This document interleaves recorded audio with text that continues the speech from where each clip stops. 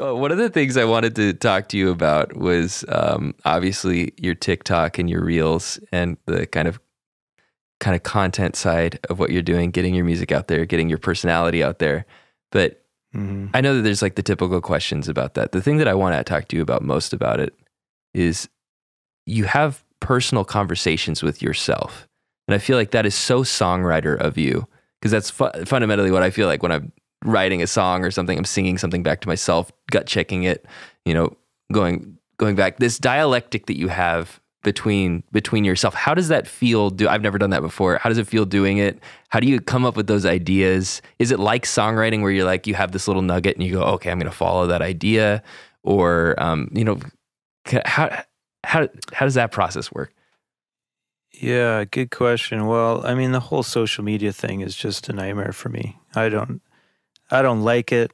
I don't like anything about it. It just and it's been around for so long that it's just, you can't be in the game and not participate in that side of it. Totally. So generally I've really struggled to find my place in how to use that in a way that feels good. And TikTok is the first app that came along where I was like, okay, this kind of can make sense. This makes sense to me more than anything else. Like Instagram, Facebook was the worst. Twitter, not good. Yeah, I agree. Facebook was the worst. But yeah, TikTok, because I love film. I love movies. I love the idea of making little films and stuff. And so I experimented a lot with TikTok, and it was just kind of fun. Yeah. I liked that. Yeah. None of it went anywhere, right? I'd make these little, what I'd consider masterpieces, these little mini, these little little films with a poetic narration.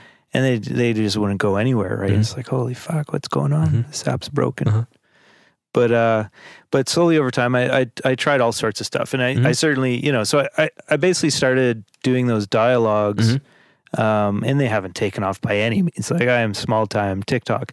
But the dialogues started resonating pretty clearly with a small subset of musicians who at least think like me. And I think there's something relatable that all of us who are trying to communicate something through music or through art. It's not just music. Something personal and something special, but are continually faced with the fact that most people don't give a shit. Yeah. The internet is like the ocean, and you're spitting into a wave. It's just, most people don't give a shit. And so, that felt good to keep doing that because of the feedback I was getting, and that I continue to get of just people who are saying you've put into words what I think. And I think there's power in that, and that's encouraging. But as far as where it comes from, I think about this shit all the time. Ever since I quit my job to be I do music full time. And with that choice comes the puzzle of trying to justify that choice over and over, because you're surrounded by people who you can easily perceive as being more successful than you in life, because they have nicer houses, they have nicer cars, they make more money, they can do more things, right? And it's really easy to feel like a failure and a loser in not just music, but like I said, any artistic form, because you make yourself so vulnerable. Yeah. And your worth is generally made through that vulnerability.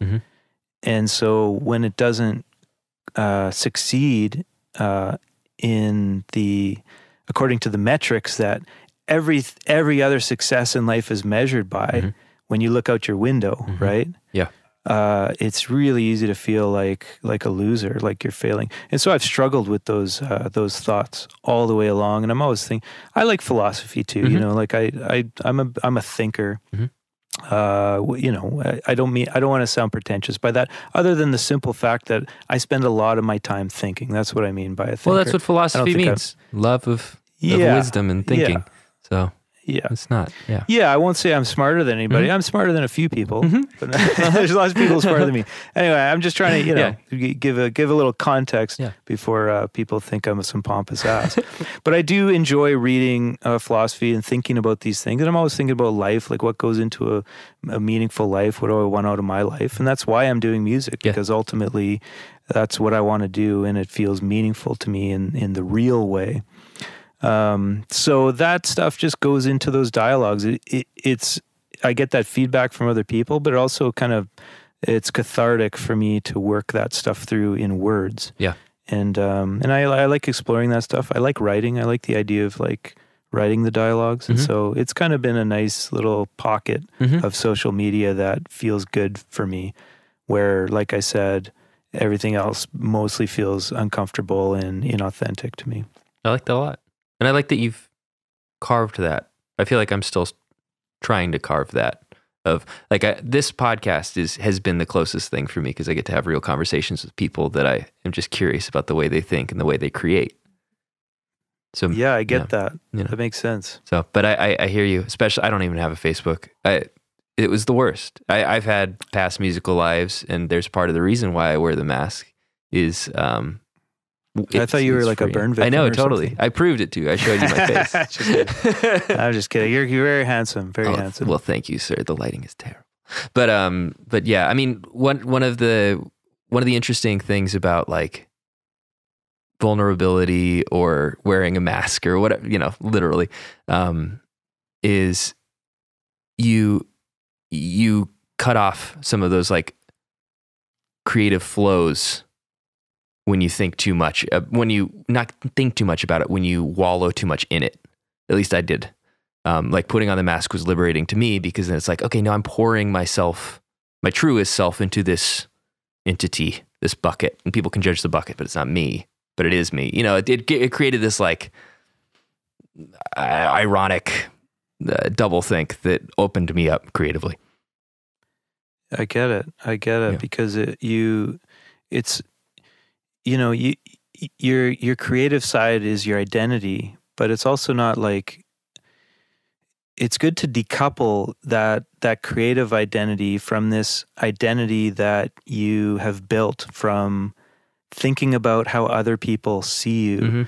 And I think to me that makes sense, that wearing a mask puts a slight layer between what you're trying to do internally and what you can be sort of caught up in assuming what people are seeing from the external, and trying to make sense of that. I mean, that's the real web of consciousness, really, of any existence, is like trying to tease apart the inside and the outside and make sense of it all. So that makes sense to me, purely from a creative side.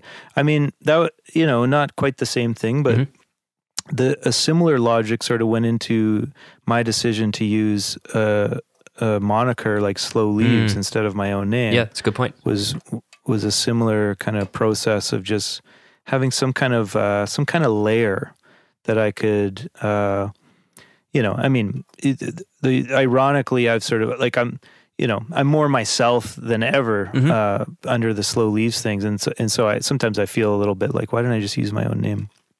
But there is some kind of like some comfort in having that sort of like building that house in which I can live a certain way. Yeah. But it doesn't have to be everything. Yep. Exactly. If that makes it does. Sense. There's a certain baggage that comes with your own personal identity that obviously you're drawing from creatively, but like I have a certain sense that I want my parents or my sister to look at me and think of me in a certain way.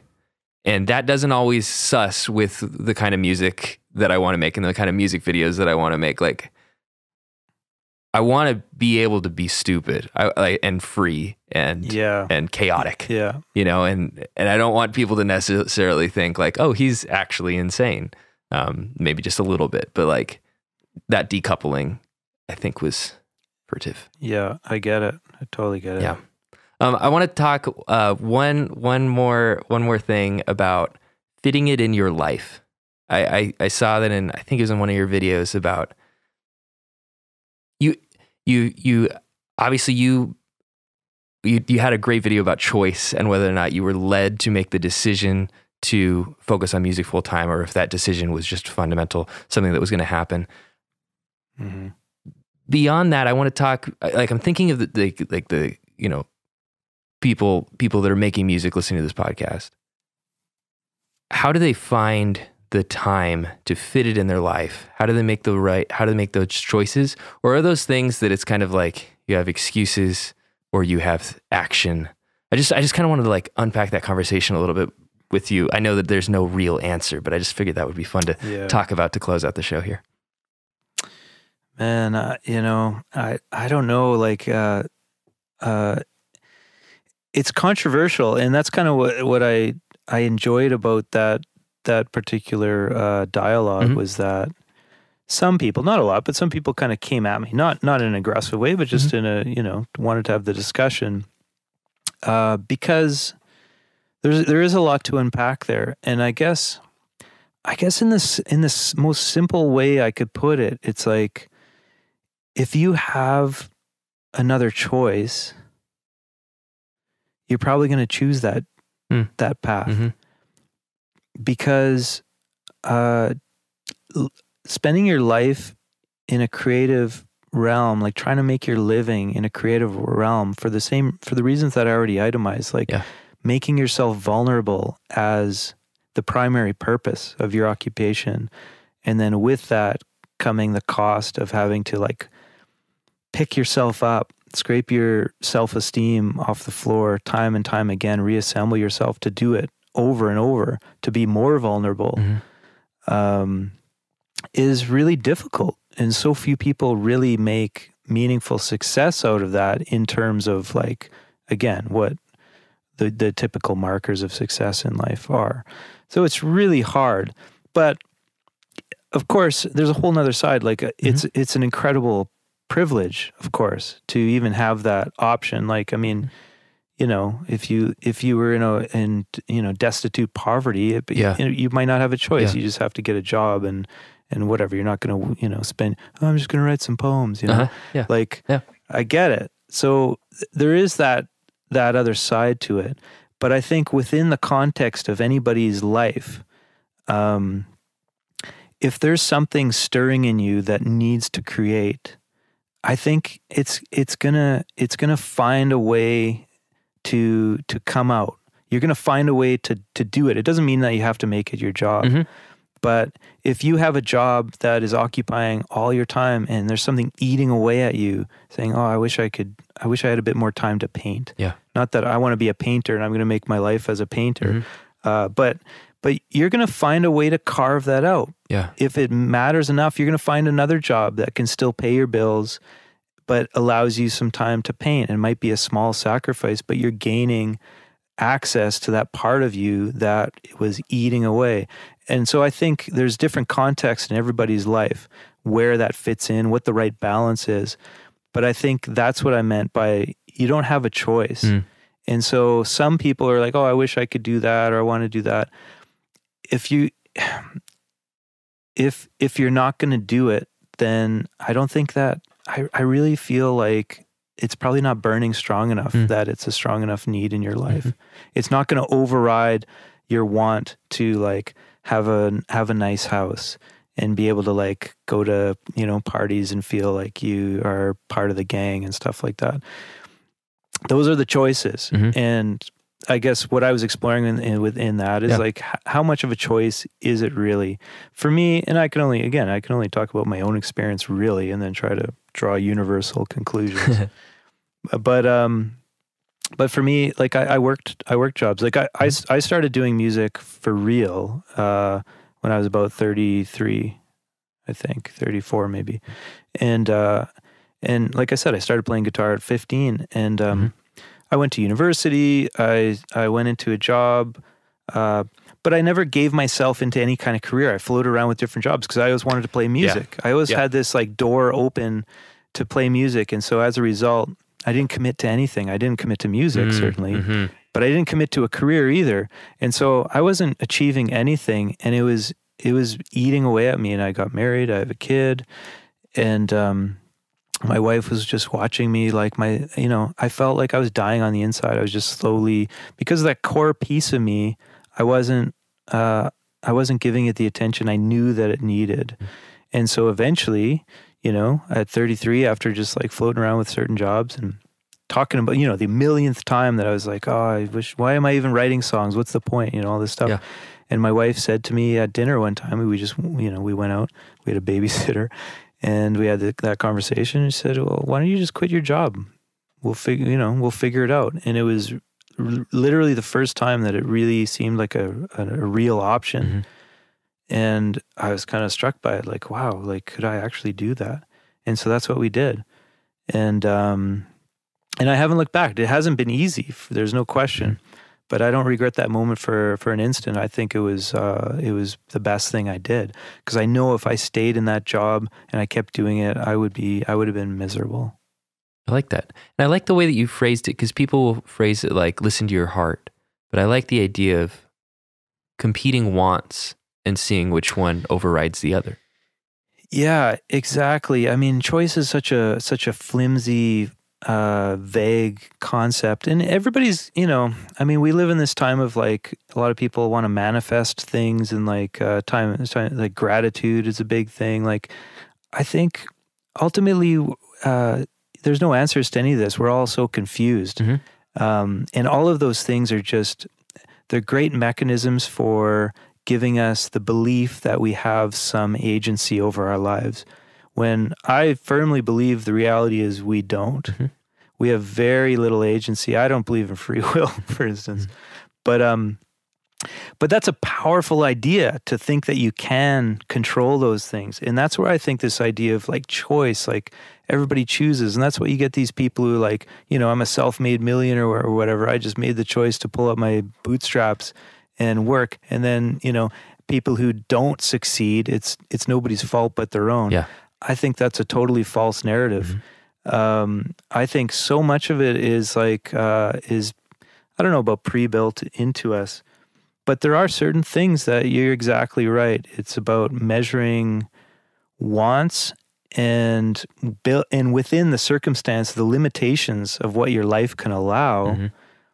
If you have such a dying need to create, there's some people who are in abject poverty, and the need to paint or to write poetry or whatever it is, to fucking, design puzzles, I don't know, is so strong. Yes.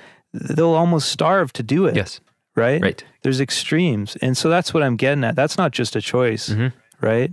That's something that's deep in you. That's a drive. It's driving you just like you would be driven to find food if you were starving. Mm-hmm. So there's a whole spectrum. We all fall along some line of that. But I think if you're somewhere along the line where you're like, I'm just going to follow my heart. It's my dream to be a musician, and you want to give it a shot or something, it's probably not going to work out. Mm-hmm.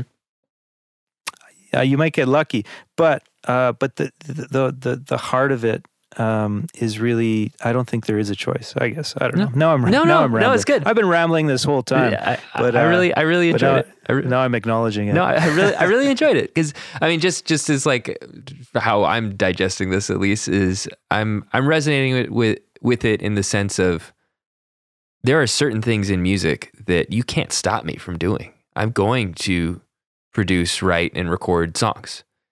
Everything else is I don't have an insatiable need to release them. Yeah, I don't have an insatiable need to market them. Yeah. The fact is, music is fun. It feels good. People like it. Mm-hmm. You don't have to have that burning need to like music. Like, people can just play music. Yeah. Like, find a little slice in your life, get together with your buddies, sit in your basement, whatever. Mm-hmm. It's a joy. It's like reading, like, make time for it. I agree. If it's something that brings you joy. It doesn't have to be this like burning creative statement. Yes. So that's an important distinction. That is an important distinction. And I think that's an important caveat of like, I personally feel the best way that you can be a better music fan is to learn a little bit of music. Like, just a little bit, like, interact with it in some way, make it personal, and like feel like, what does it feel like to play an instrument that you really like, and write a little bit, like write a simple melody, like those kind of things. Then you can, I feel like it just unlocks worlds of, in the same way like you cook. So I think it's easier to appreciate a great chef because you cook. Like, people that play soccer can appreciate the pros that play soccer. I didn't play soccer. I don't get it. I played basketball. And so I love watching basketball because I get it. Yeah. Like they're incredible because I know how hard it is just to dribble, you know? Exactly. You can appreciate what goes into the people who do it really well. Exactly. The people that took it almost extremist.